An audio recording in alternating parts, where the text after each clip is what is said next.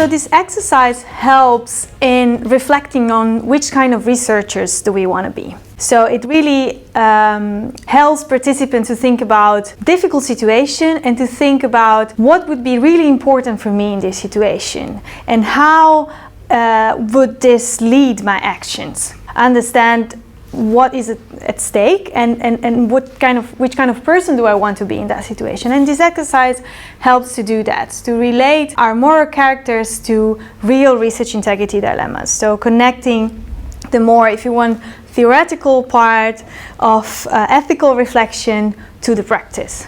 I think this exercise is very helpful to discuss what is important for you as a researcher, what kind of dilemmas can you deal with when it comes to research integrity, but also learn how to reflect on those virtues which are important, but then based on one specific case. It also helped us, getting consciousness of virtues that are at stake. And like I said this morning, this constant movement between practical case and more abstract virtues. Concrete norms, abstract virtues, this is I think a very fruitful way to address dilemmas. So for me the most interesting part was trying to properly understand the case.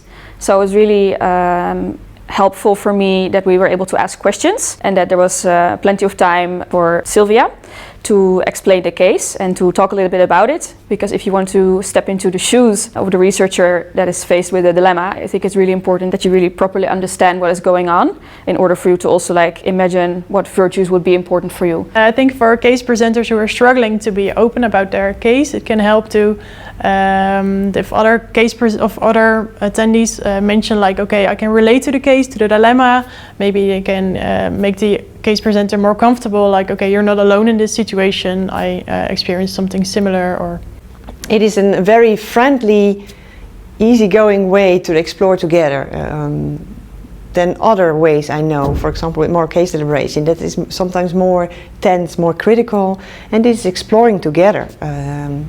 Kindness in it, which I like. Exercise virtues and norms, I think, is really nice and interesting to try to gain understanding in a European Code of Conduct, specifically for the 4 principles, and specifically if you see these principles as they can also be virtues, and to see that if you have a virtue which is a very abstract concept, you can actually translate this to a very specific action.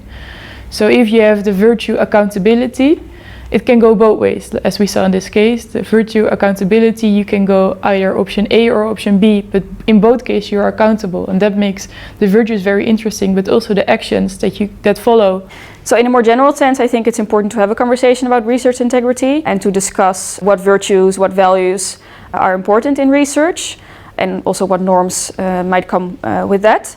And I think it's good to have this kind of conversation, not only for the person who is faced with a dilemma, but also for all the other researchers in the room to keep thinking about what is important for me when I am at work as a researcher. So what values are dear to me, and what should be my focus when I am researching, and what should I think about when I'm faced with a dilemma, because obviously not every dilemma you face as a researcher you can discuss in a setting like this. Well, I think I learned that other perspectives bring new views, new ideas in it. That's, I think, the most what I learned. Advice for trainees is, I think it goes for all ethical support exercises. Be open towards what others have to say, open towards your own opinions, your own convictions. Be prepared to revise them if necessary, and be yourself. Some do's and don'ts for facilitators. I think don't be afraid of silence would be one of my advices, because people sometimes need time to think, and it's okay. If they're thinking, they're doing what they're supposed to do. And also, as I said before, be curious, because there's no necessarily good answer when it comes to this sort of reflections. So as a facilitator, try to be genuinely curious and try to also learn from participants.